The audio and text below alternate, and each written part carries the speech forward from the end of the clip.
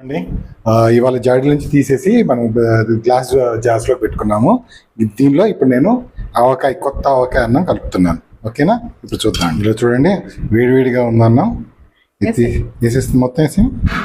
ఇది చూడండి ఇప్పుడు ఎంత కలర్ఫుల్గా ఉందో. వేడివేడిగా ఉంది అన్నం. ఇదిగోండి, శుభ్రం కలిపేసాను. ఇదిగోండి, చూసారా ఎంత కలర్ఫుల్గా ఉందో. ఫస్ట్ నాకే పెట్టారు, చూద్దాం.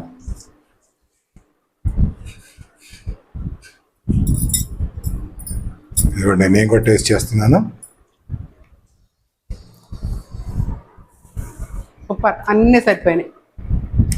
బాగుంది, సూపర్గా ఉంది. సూపర్ కలిసి వచ్చింది. కానీ అది ఘాటు తగ్గుతుంది, ఆవపిండి ఘాటు బాగుంది. ఇంకో ముద్ద తింటున్నానండి, ఇంకో ముద్ద కూడా తినేస్తున్నాను. అబ్బి చాలా బాగా కుదిరిందండి. ఆవపిండి ఘాటు చాలా తగ్గుతుంది, చాలా రుచిగా ఉంది. నువ్వు చిన్నూరుపల్లి రాలేదు ఇంకా, అది చూద్దామని చూస్తున్నాను. ఇంకో ముద్ద పెట్టుకున్నాను, అంత బాగుంది టేస్ట్గా.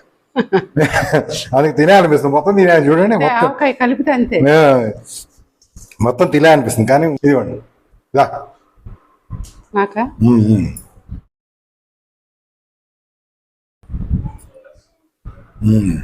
ఇంకో ముద్ద, ఇంకోటి ముచ్చడికి మూడోది. భలే ఉందండి, చాలా వేడనంలో సూపర్గా ఉంది. మొదటిసారి పెట్టిన ఆవకాయ తొందరగా అయిపోయింది. మాకు 15 రోజులు వచ్చింది, 2 కేజీలు మళ్ళీ ఇప్పుడు పెట్టాను. ఇదిగోండి నాలుగోది. భలే ఉందండి నిజంగా. ఇంకోటి అండి, ఇంక నేను ఆపలేదు, అయిపోతుంది. మొక్క చూపించలేదా? మొక్క ఉందా?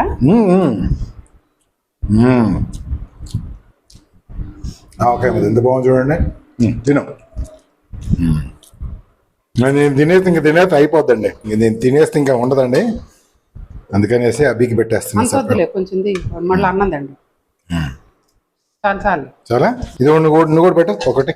ఇంకా చాలు, నాకు కాదు, ఒక్కటి ఆవకాయ మొక్కతో పాటు. ఎంత బాగుందో.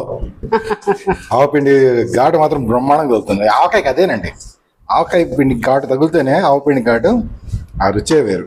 ఇదిగోండి, నెయ్యి కూడా లేదు, ఉంది అసలు. నెయ్యి వేస్తే ఇంకా రుచి బాగా వస్తుంది, కానీ నెయ్యి కలుపుకోకూడదండి. ఆవకాయ ఉట్టి ఆవకాయ తింటేనే. చూసారా ఏం సాలిడ్గా ఉందా?